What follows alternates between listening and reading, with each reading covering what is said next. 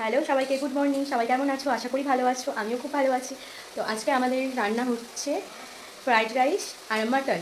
তো ফ্রাইড রাইসের প্রস্তুতি চলছে এখন, আমি রান্না করছি, দেখো তোমরা। ফ্রাইড রাইস তৈরির জন্য প্রথমেতে কড়াইতে সাদা তেল দিয়ে তার মধ্যে বিনস, গাজর, ক্যাপসিকাম দিয়ে ভালো করে ভেজে নিচ্ছি। তো ভাজা কমপ্লিট হয়ে গেছে। রাইস করার জন্য ওদিকে আমার চালটাও রেডি হয়ে গেছে। গোটা গরম মশলা, দারচিনি, এলাচ, লবঙ্গ, তেজপাতা, কাজু, কিশমিশ দিয়ে ফ্যানটাও ছড়িয়ে চালটা আমি কুক করে নিয়েছি। ফ্রাইড রাইস হালকা মিষ্টি হলে ভালোই লাগে, তার জন্য আমি চিনি অ্যাড করে নিচ্ছি। তবে আমি চিনিটা কমই অ্যাড করেছি। তো তোমরা তোমাদের পরিমাণ মতো তোমরা চিনি অ্যাড করতে পারো, যে যেমন মিষ্টি খাবে। এরপর আমি আগে থেকে ভেজে রাখা গাজর, বিনস, ক্যাপসিকামগুলো অ্যাড করে নিচ্ছি। আর আমি ভুলে গেছিলাম ভিডিওটা বানাতে, এর সাথে আমি অ্যাড করেছিলাম গুঁড়ো গরম মশলা আর নুন। রেডি আমাদের গরম গরম ফ্রাইড রাইস। লা লা লা। এবারে আমাদের মেনু হলো মাটন। এর জন্য আমরা কড়াইতে তেল দিয়ে দিই। এবার তেল গরম হয়ে গেলে এর মধ্যে চলে যাচ্ছে আলু। আলুগুলো আমার লাল লাল করে একদম ভাজা হয়ে গেল, দেখে নাও, লাল লাল করে। এবার আলুগুলো আস্তে আস্তে তুলে নেব। এখানে আগে থেকে আমি ম্যারিনেট করে রাখা ছিল মাটনটা হলুদ, তেল আর জিরে গুঁড়ো দিয়ে। আধা ঘন্টার মতো আমি ম্যারিনেট করে রেখে দিয়েছিলাম।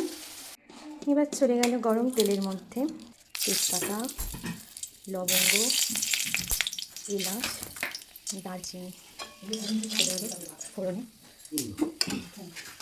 দিয়ে দিচ্ছি পেঁয়াজ, তার সাথে দিয়ে দিচ্ছি রসুন।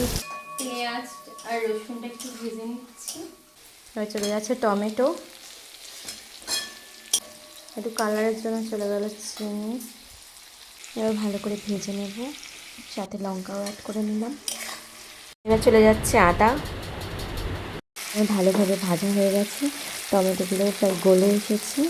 চলে যাচ্ছে আমাদের সেই বহু প্রতীক্ষিত মাটনটা। এবার মশলাটা দিয়ে ভালো করে মাটনটাকে নাড়াতে হবে, চাড়াতে হবে, কষাতে হবে। তো তোমাদের কার কার মাটন ফেভারিট বলো।